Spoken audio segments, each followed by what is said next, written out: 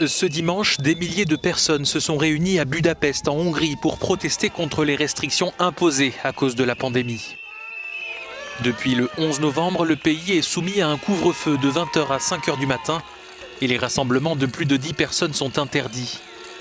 À la tête de ce mouvement de protestation, un pharmacien qui considère que ces mesures sont injustifiées.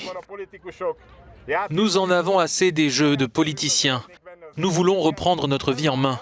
Nous n'allons pas les laisser nous enfermer. Ne nous imposez pas des choses qui n'ont pas de sens.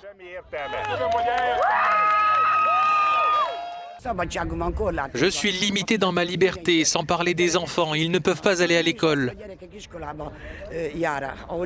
Apprendre en ligne? Quel avenir auront-ils? En Allemagne, les contrôles se sont multipliés à Düsseldorf, où il est désormais interdit de s'asseoir ou de s'allonger, et ce jusqu'au 14 mars. Une nouvelle règle nécessaire selon les autorités, car les rives du Rhin ont été prises d'assaut le week-end dernier, alors que la météo était clémente. Je pense que c'est bien. Si les gens ne respectent pas la règle de distanciation, alors les autorités de la ville doivent sévir un peu.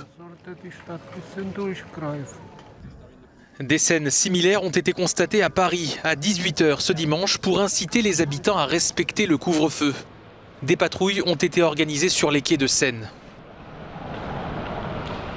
Dans l'est du pays, le département de la Moselle a été placé en zone Covid à haut risque par l'Allemagne. Les passages à la frontière seront restreints dès le 2 mars. Il faudra un test PCR ou antigénique négatif de moins de 48 heures pour passer côté allemand.